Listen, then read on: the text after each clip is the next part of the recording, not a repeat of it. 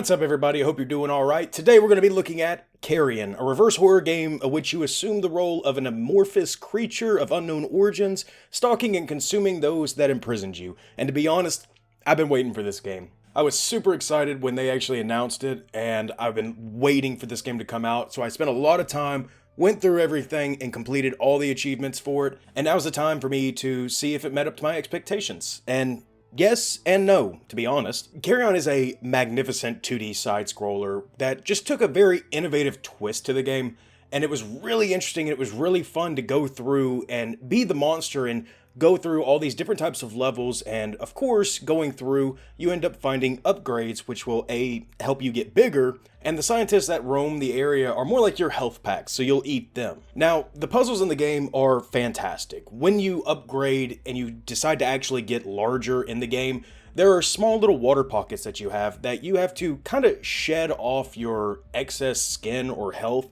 to get back down to like the first gen, second gen, or third gen level of your character, so you can use the specific type of special ability that form has. And at first I wasn't very appreciative of that because, to be honest, when I think of being a monster, I think of being a all-powerful type of creature that has almost every ability at their beck and call. But playing into the game and noticing how a lot of the strategy and a lot of the puzzles mix together, it worked really, really well and kind of set you up for the next section that you were going to be getting to, realizing, hey, you may not want to be that big, you may want to be smaller to go through this next level. And truly what that is just great level design, because there were many times where I thought I had soft locked myself and I couldn't get anywhere else, but then just with a little bit of time and effort realizing, oh, shed some skin or something of the sorts, then I could get out. So it shows that there is level design that is perfectly balanced, and really it just comes down to the strategy of which you can get out. But there is a small con to the level design. Now, the design of the game actually seems more like in kin to a Metroidvania. A lot of returning to old sections and trying to find some of the secret hidden upgrades, and going from level to level on an outer world. Now see, the problem that I have with the level design in this sense is you're going to do this Metroidvania style that you have to kind of backtrack and do stuff like that. The issue is there's no map.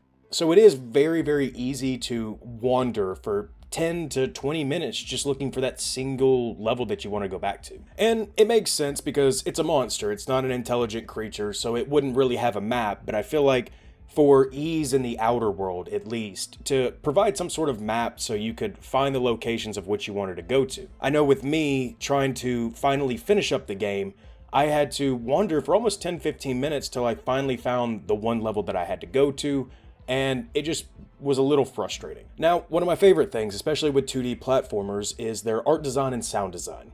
The art in this game is fantastic. I love this grungy, metal, scientific look that they've got going for it. And honestly, I don't know if it's like some kind of new program or if people are finding a way to make 2D sprites run a lot smoother, because the NPCs in here have extremely fluid movements, and I'm just still stunned by seeing that when you see a sprite with a very fluid movement like that. Now, sound design in this game is good, but I feel like it was lacking a lot of music, because most of the time when you're going through the game, it's mostly quiet and there's really just a lot of ambient background noise. Every once in a while you'll get the crescendo of like the horror music type, but that's really about it. So I do kind of wish that there was a little bit more music to it. And one other little negative is the story to it.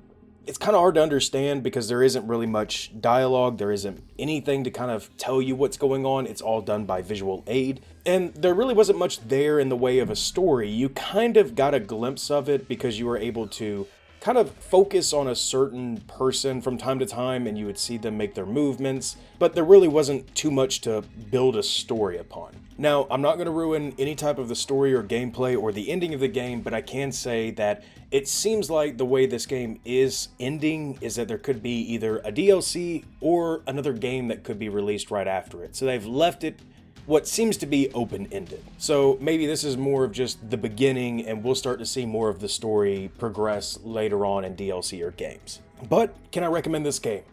Hell yeah, I can. Carrion is a very, very fun game. I love the spin that they have on the game. I love the artwork.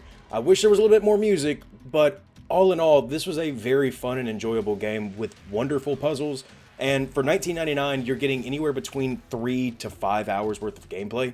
And I feel like that's a very fantastic deal, especially with the type of game you're getting, and it's on all platforms. I played with a mouse and keyboard. I don't know how it plays on a controller, but I imagine it's just as fluid. So if you guys are interested in playing the game, I'm going to leave the Steam link down below, or you can go onto any marketplace for any console and pick this game up also. And thanks again, guys, for watching this video all the way through. If you liked the video, leave a like. If you haven't already subscribed, go ahead and subscribe. We're always looking at new games. And if you guys want to jump on the Discord, I'm going to leave a link down below for that too.